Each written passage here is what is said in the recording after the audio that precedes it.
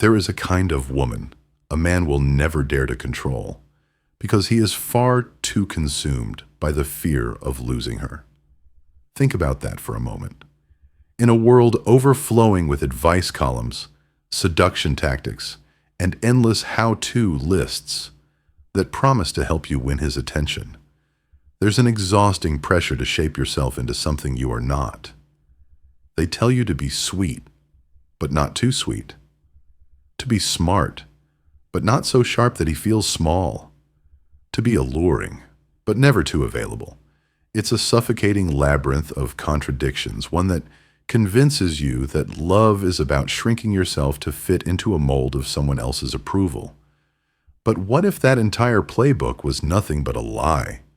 What if the kind of presence that truly haunts a man's mind, the kind that keeps him awake at night and makes him restless in your absence, is the very presence that defies every single one of those rules? It's not about outward beauty. Beauty catches the eye, but it is quickly forgotten, replaced by the next face that walks by. Nor is it about manipulation. Tricks may work for a fleeting moment, but they always leave behind the bitter aftertaste of hollowness. What captivates him is something deeper, something almost impossible to explain with logic. It is a kind of energy that men describe as dangerous, not because it harms, but because it refuses to be tamed, refuses to be possessed. It is dangerous because it threatens to dismantle his illusions of control. And the question echoes, what does this woman know that others don't? What is it that she does, or perhaps what she refuses to do, that imprints her into his memory long after others have faded?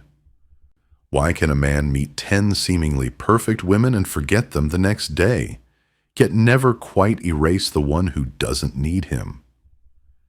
Here lies the paradox.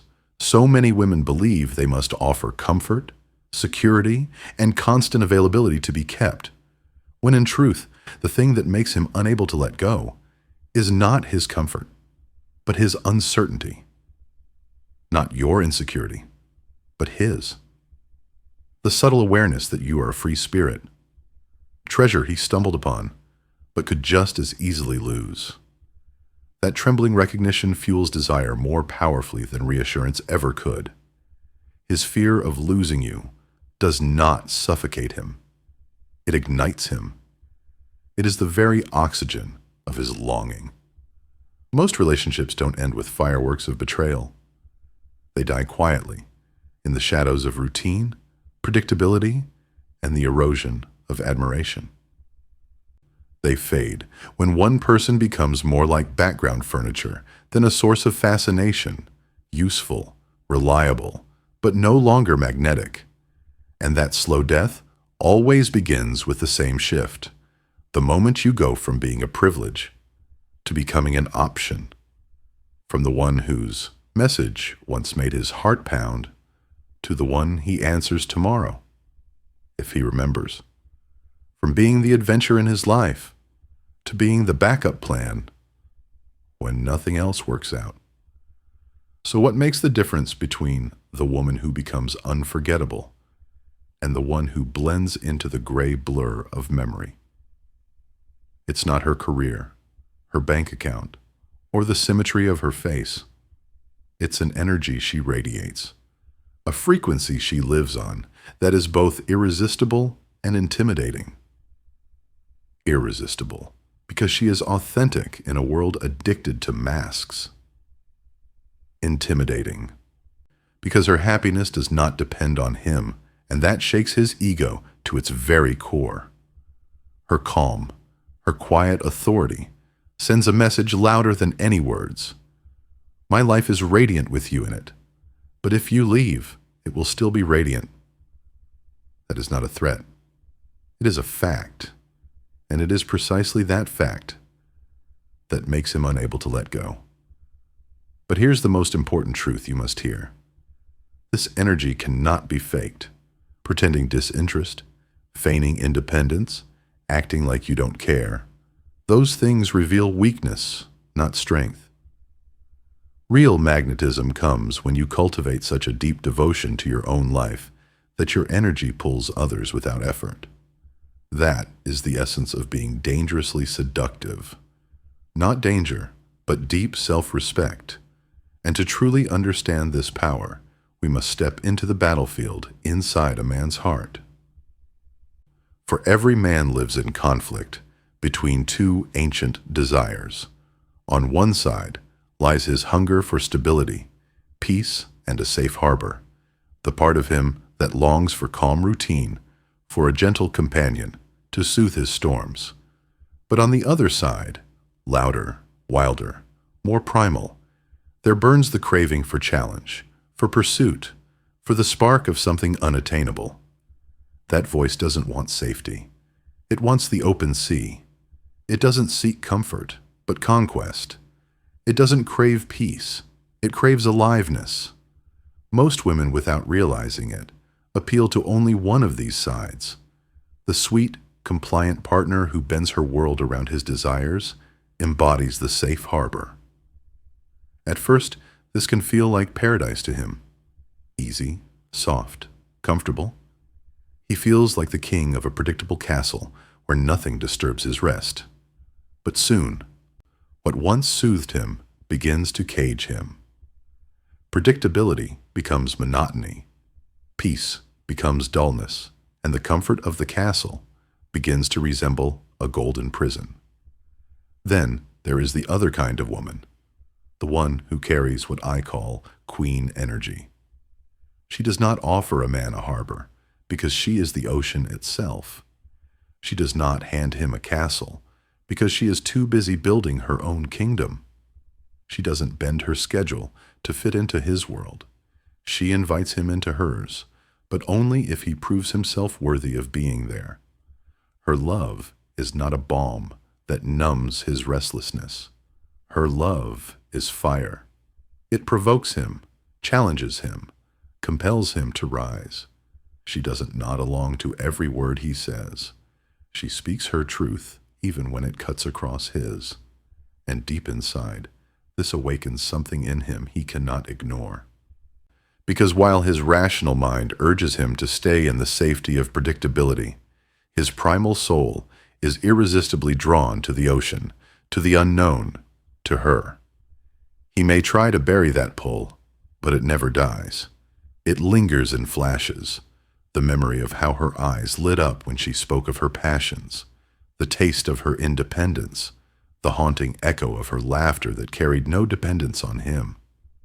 Suddenly, the castle he thought he wanted feels small, suffocating, even meaningless, because the truth is out there, in her orbit, in her wildness, in her refusal to be possessed. So how does this so-called queen energy reveal itself in everyday life? What makes it so magnetic that even the strongest, most guarded men find themselves pulled in against their will? The answer is not in grand gestures or dramatic performances. It's in subtlety, in the small, almost invisible behaviors that whisper rather than scream. It's not arrogance, not cold detachment, and definitely not the shallow mask of acting like a queen that some put on to cover their wounds. True power does not need to posture. It is rooted in something much deeper: self-respect. Think of it as an inner stillness, a radical calm that remains unshaken no matter how chaotic the world around her becomes. This kind of woman does not chase attention. Attention simply finds her. She does not beg for validation. Her very presence is enough. And her greatest strength, the sharpest edge of her allure, lies in her boundaries. Boundaries sound harsh to some, but when carried with grace, they become irresistible. They signal not cruelty, but clarity. Imagine this: she's been looking forward to a date all day. An hour before, he sends the all-too-familiar text, "Sorry, something came up. Let's reschedule." For many women, disappointment kicks in, and the instinct is to be accommodating. "No worries, have fun. Let me know when you're free. Harmless words on the surface, but the message beneath them whispers, my time is not precious. I will wait for you whenever you decide to return. In that moment, without realizing it, she lowers her own worth in his eyes. But the woman who knows her value responds differently. She feels the sting of disappointment, yes, but she does not react from that wound. She pauses, breathes, and answers with honesty and composure. That's a shame. I was really looking forward to it. Enjoy your evening. I'll be busy next week, but maybe we can check in later to see what works. There's no drama, no bitterness, no door slammed shut. Just quiet strength. And hidden inside that calm reply is a powerful revelation. The first layer is honesty. She doesn't pretend she wasn't excited.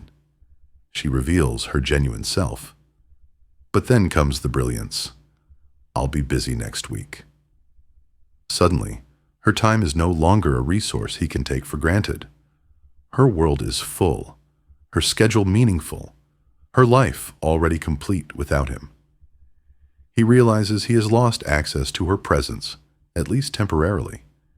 And that realization awakens something primal. Frustration, yes, but also respect. For the first time, he sees a boundary that will not bend for his convenience. And paradoxically, instead of pushing him away, it makes her even more valuable in his eyes. It's in these quiet, everyday choices that Queen energy is revealed. She doesn't reply to his midnight, "What are you doing?" text. She doesn't cancel her plans with friends because he suddenly decided he's free. She doesn't swallow her opinions just to keep the peace. Each of these acts may seem small, but together they weave a message that cannot be ignored. My universe does not revolve around you. You are welcome in it, but never at the cost of my own center. And this is where a man experiences something like a short circuit. The scripts he's always relied on, the patterns that worked with others, suddenly collapse. The easy comfort of the safe harbor woman now feels dull, almost childish. She may still adore him, still be loyal, but in his eyes her love feels cheap, not because she isn't worthy, but because she has given it all away too freely. Meanwhile, the one who resists, who challenges him without hostility, begins to occupy his every thought. Her presence lingers in his mind like a song he can't stop replaying. And then, almost brutally, the truth dawns on him. There is a vast difference between liking a woman and admiring her. He may like the one who laughs at all his jokes, but he admires the one who challenges his thinking. He may like the one who cancels her plans to see him, but he admires the one who makes him rearrange his own world just to earn her time. He may like the one who always agrees, but he admires the one who stands firm in her truth, even if it means friction. And here lies the secret few ever tell you. Admiration is the oxygen of long-term desire. Without it, passion eventually withers into ashes. Respect is not a pleasant bonus, it is the very foundation of lasting attraction. A man may play with a woman he likes, but he only kneels for the one he admires. This is why the metaphor of the princess and the queen is so revealing. A princess waits in her tower, longing to be chosen, needing validation, hoping someone will give her purpose. Her universe is defined by him. But the queen waits for no one. She is too busy building, creating, expanding her own world. She is not looking for rescue, nor for a man to complete her. She seeks an equal, a partner strong enough to walk beside her. And when a man finally grasps this truth, his compass shifts forever. He stops searching for a girl who needs him, and instead, he yearns for the woman who doesn't need him at all, but still, with full consciousness, chooses him. And it is in that choice, not out of desperation, not out of fear of loneliness, but from a place of abundance, that love becomes something rare, unshakable, and dangerously magnetic. But the natural question arises: how does one become that queen? How do you shed the skin of the waiting princess and step fully into the power of your own kingdom? The transformation is not a switch you flip overnight. It is a process, a daily decision, a way of living that slowly, but unshakably, builds a life where your worth does not fluctuate with someone else's attention. And that process is rooted in 4 pillars. The first is purpose. A queen has a mission that is bigger than romance, larger than being adored. Ask yourself, if love vanished tomorrow, where would you direct your energy? Into your art, your career, your growth? The answer matters less than the fire itself, because the man who meets a woman on a mission realizes immediately he can never be the center of her world. And strangely, that makes her world even more enticing. If the first pillar of queen energy is purpose, the second is what I call the fortress. A fortress is not a wall to keep love out, but a foundation that ensures you never crumble when love shakes. It is emotional independence, social strength, and financial sovereignty woven together. It's the friends who stood beside you before him and will remain after him. It's your own income, your ability to solve your problems, the courage to face storms without begging someone else to rescue you. Because dependency is not love. It is surrender of your crown. The moment your well-being relies entirely on his choices, you've placed the keys to your kingdom in his pocket. And nothing destroys desire faster than knowing someone has no choice but to stay. The third pillar is perhaps the most misunderstood, yet the most vital: the art of joyful solitude. There is a difference as vast as night and day between being alone and being lonely. The princess fears solitude because it whispers to her, the echo of emptiness. She fills silence with noise, schedules with distractions, company with people who don't deserve her, all to avoid confronting the hollow space inside. But the queen, she thrives in solitude. She knows that silence is not emptiness, it is presence. It is the sacred space where she meets herself most deeply. She reads alone, travels alone, laughs alone. Not because she rejects love, but because she has discovered that her happiness comes from within, not from being constantly reflected in someone else's eyes. To sit with herself without restlessness is her secret weapon, for the man who sees this realizes he can never compete with her peace. He can only hope to add to it. And then comes the fourth pillar, the crown jewel of her power: her laws. Every kingdom is built on principles, and hers are carved into stone. These are not suggestions, not negotiable requests, not fragile wishes. They are her constitution. Perhaps it is: I will not tolerate disrespect. Or, my time for my passions is sacred. Or, I do not accept inconsistent communication. The exact words matter less than the clarity with which she holds them. And here is the paradox: she does not announce them. She does not lecture a man with long speeches about her standards. She lives them. She enforces them quietly, not with tantrums, but with action. And the most common action is withdrawal, removing her presence, her energy, her attention when someone violates the sacred space of her values. Of course, fear whispers in these moments. What if I set boundaries and he leaves? But that is the wrong question. The real question is, why would you want a man who cannot even respect the foundation of your being? Boundaries are not rejection. They are filtration. They sift out the boys who want a mother, the insecure men who seek constant validation, the lazy ones who crave a servant. And what remains is rare, the man who is not threatened by her strength, but inspired by it, the man who does not want to save a princess, but to build an empire with a queen.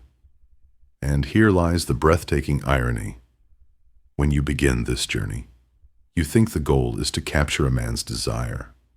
You think the key is about unlocking his heart, but the truth is far more powerful. The key was never meant for his door.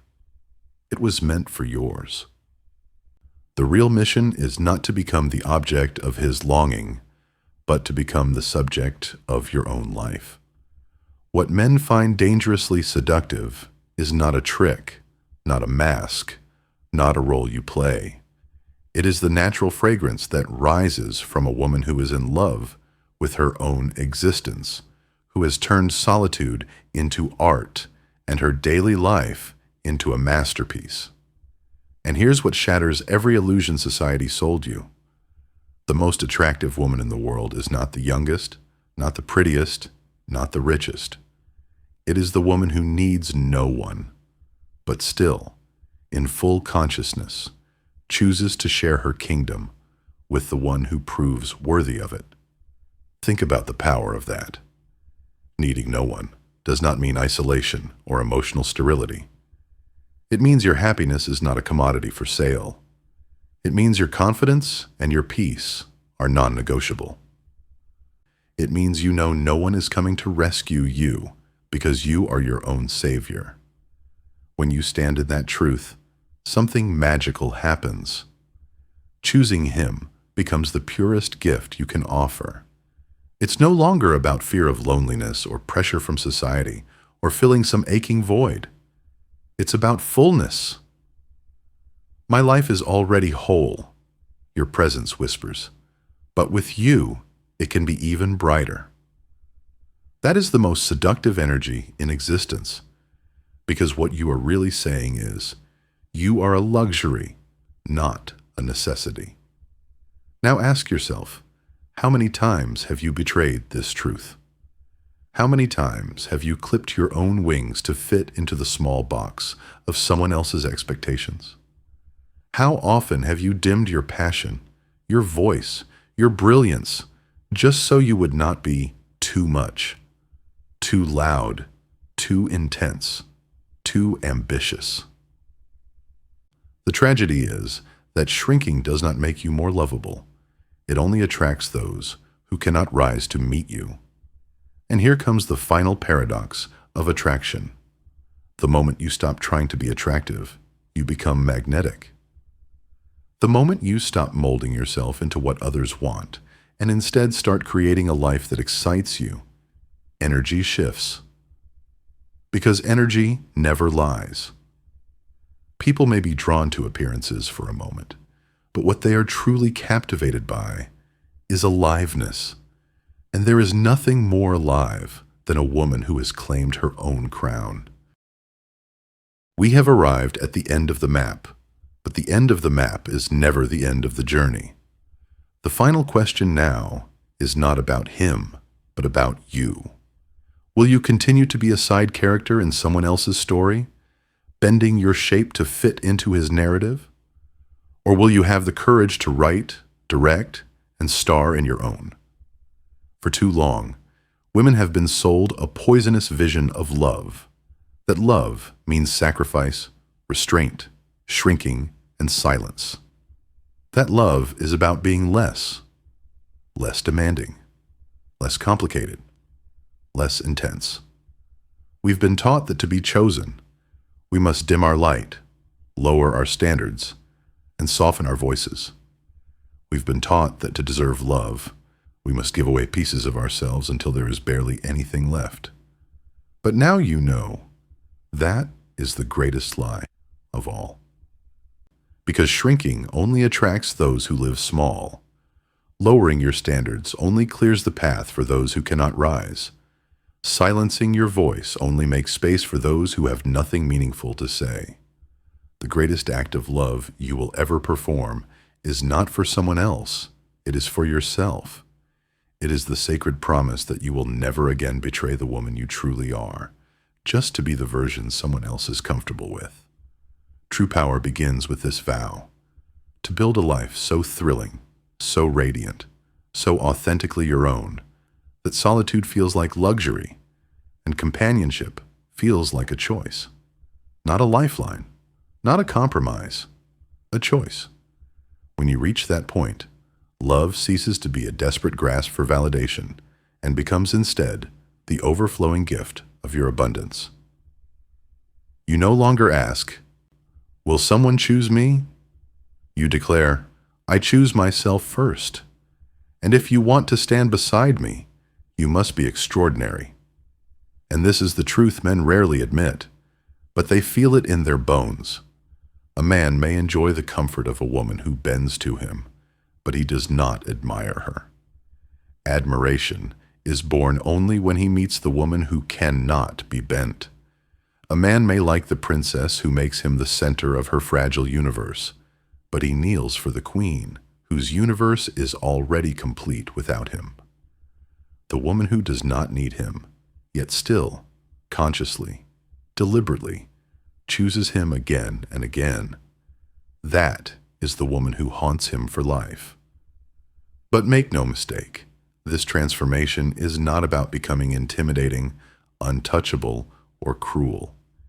It is about becoming whole, the kind of wholeness that makes your love infinitely more powerful, because it is never born from fear. It is never born from lack. It is never born from loneliness. When you stop reaching outward to fill the emptiness inside, you discover that your love, freely given, is the most precious thing you possess. And he knows it. He knows it because he can feel it, that you could walk away at any moment, not out of bitterness, but because your life is already enough. And it is exactly that freedom that makes him want to hold on. So let me ask you, how many times have you reduced your dreams to fit into someone else's comfort zone? How many times have you hidden your brilliance just so you wouldn't outshine him? How many times have you silenced your truth because you were afraid the truth would be too much? Understand this: the world does not need you to be smaller. It needs you to rise. It needs you to be as loud, as fierce, as radiant, as complex as you truly are.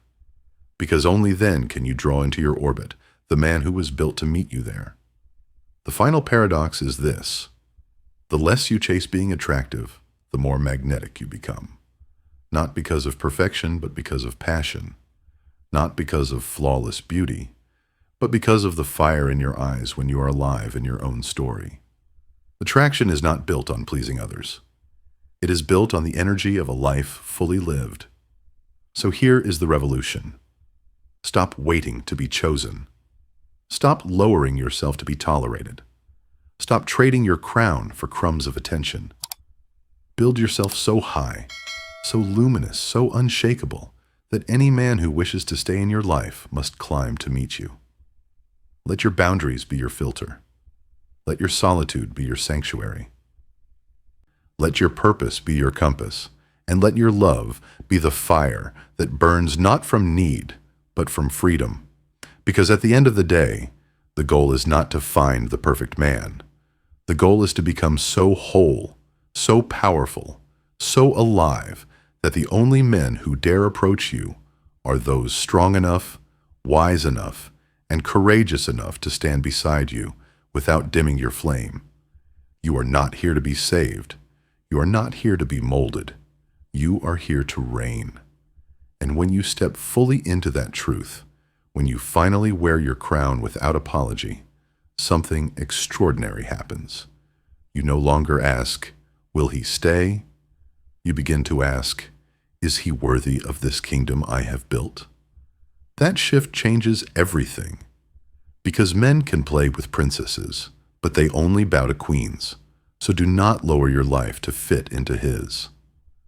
Raise your life so high, so radiant, so untamed, that he dreams of being part of it every single night. This is not about tricks.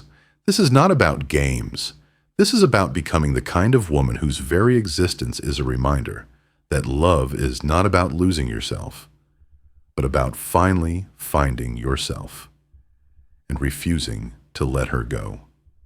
If you feel this truth stirring within you, if you recognize yourself in this call, then you are already walking the path.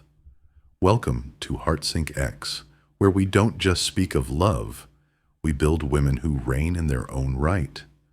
Women who do not wait. Women who create. Women who rise.